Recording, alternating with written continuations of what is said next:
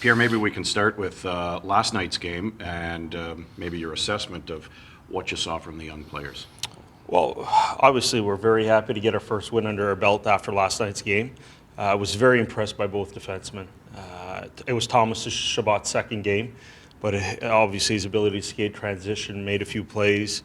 What impressed me the most about him was his ability to defend a few times against bigger, stronger guys. He was able to pin him off the puck on the wall. So we were really impressed with that. Jaros threw a few big hits, if I'm not mistaken, and he played a solid game, went up the ice a few times. So he had a presence out there, made good, crisp passes. So we're really happy both defensemen. I think 4 points in 6 games is a good start. Ideally, we would have liked to have 6 and 6. We've been in every game. I think what's impressed me so far this year of our team is, first and foremost, we've outshot every opponent in every game that we've played this year, and I think that's something that should be talked about. I think, not that you want to single out anyone this year, but I think you have to start with Craig Anderson with his play. I think it was almost a year ago where we were on this road trip where we got the devastating news about his wife, but everything seems to be back on course. I think we have to really credit our 5 defensemen that have played in every game this year for what they've been able to accomplish. If you look at Freddie Kleisen, career high minutes yesterday, what he was able to do, how he was able to help us win and get these 4 out of 6 points is something that has to be commended. But also the other 4 guys have all stepped up, because without Erik Karlsson in our lineup, and with the loss of Mark Mathot, I think a lot of our fans were worried, and we weren't worried because we felt we had the depth and the players that could step up and take away those minutes. So we're really happy about what's gone on so far. We're happy about I think the way that Bobby Ryan has continued what he's done from last year. Again, that play that he makes to tie the goal is, not many guys in the NHL can make a pass like that right across the crease. I think the way Brass has to be commended for how hard he worked to get back to start the first game of the regular season.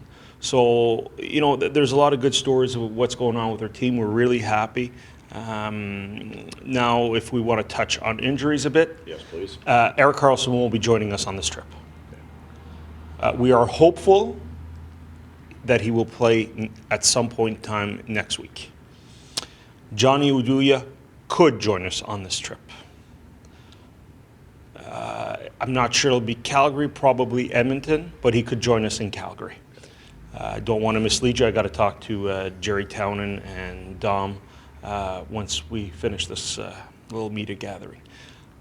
Colin White is skating and shooting the puck. He will meet with the doctors next week. He's ahead of schedule, so that's also a good thing. And Ben Harper will start skating in the next few days. So that's really our injury update as far as what's going on. Has there been a setback with Erik? No setback. It's all about when he feels he'll be ready to play. It's all about conditioning. And it's just he's got to get used to a different sensation in his feet, but there's no setback at all. We were always hopeful when he'd be ready. We talked before we left that probably the best thing for him to get him ready is to skate with Sean Donovan on a daily basis and with the rest of the guys, and we feel that we're very, very hopeful that he'll play next week. Just to kind of get clear, what's holding Erik back? Is it a comfort thing or no? I think with Erik, I know he's putting a lot of hard work on the ice and in the gym to come and help this team sooner than later, and it's just conditioning. We all know when Erik steps in our lineup, he's not going to play 7 minutes. Right. He's going to have to play. He will play his usual 25 minutes to 30 minutes. So I think when you have to play that many minutes, you have to be in shape, even though Erik is special, in great shape, and the more we can get him in that great shape, I think the best it'll be for everyone. I think to get 4 or 6 points without him is pretty good too, right? Like you've been able to, I don't know what word I'm looking for, Pierre. You've been. We've been. I don't know if it's. No, it's not that. It's not a good word, Bruce. I think we've been able to get the maximum out of the guys that we want to, and that's what getting back to my point of those 5 defensemen, all through the course of the summer, even though I tell you guys I don't read the paper and listen to the radio or TV, I do, and over the course of the summer it was a big panic because who's going to play on defense, and we always felt we had the depth, and it's for guys to step up. Freddie stepped up. I think Wides has stepped up. I think Dion has stepped up. Cody has definitely stepped up, So, and who am I forgetting? Oh, Boro's Boro. So I think He just shoots the puck now. yeah, 6 shots on net yesterday. So I think we always felt that one of our 2 strengths for our hockey team obviously is goaltending for me and our depth on defense.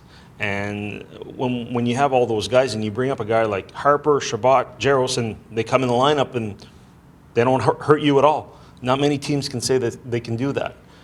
So for us, we've always felt that we're dealing with a position of strength that probably the most difficult position to play in the league as far as defensemen. So I think a lot of credit goes to those guys. I think a lot of credit goes to what our coaches have done as far as outshooting our 3 opponents in our 3 games, and hopefully we can continue on this trend. Does the fact you haven't lost in the regulation yet alleviate the pressure to bring him back sooner?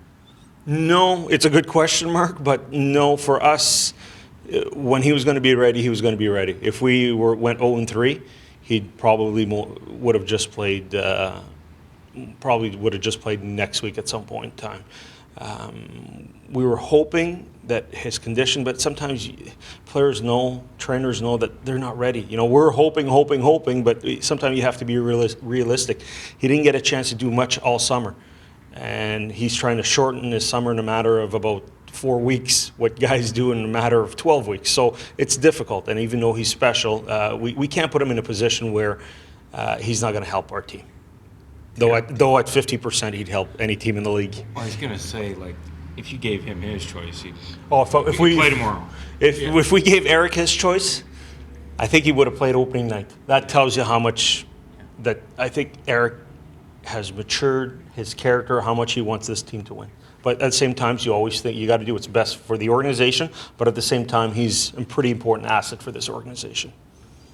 Any new update on the Kyle Turris situation? No. We're really working hard, both parties, towards the contract, and I think the way that Kyle has played over the first 3 games of the year, especially I think last night getting that goal right under the blocker side, almost under the bar, shows us that Kyle's a special player for us. And that to us, there's no panic. There's still 8 months before he's a UFA, so we have a lot of faith that we can get something done. What are you going to do with Formanton and Brown? Because one of the things you said was that you would not keep Formanton if he played 3 to 4 minutes a night, and you said, and now he's not playing it. He didn't play at all. Yeah. And then Brown would be part of that discussion too, Yeah, I guess. I think it's case by case. With Alex, obviously, in his case, he's got to play. Whether it's here or in junior, he's definitely got to play. And after this trip, we'll make an assessment. We always need an extra forward. We said we'd carry 22 while we were out here, 22 healthy bodies. So that's definitely something that we'll look at after this trip. You know what? He made a few mistakes in his first game, but he made some good plays. He showed that he deserved to be here because he was one of the 13 best forwards in our camp. With Logan, I think Logan, we see a similar situation as Thomas Chabot. Once he gets into another game, we'll have to assess that situation. Him spending time here for whatever amount of time isn't going to hurt him. He's dominated at the junior level. So with him, we might be a bit more patient. But in the same case with Alex, if you go back to Alex, he gave us 5 good minutes the other night. So maybe next game it's good 8 minutes. So, but he needs to play. And at a certain point in time, we're going to have to reassess the situation.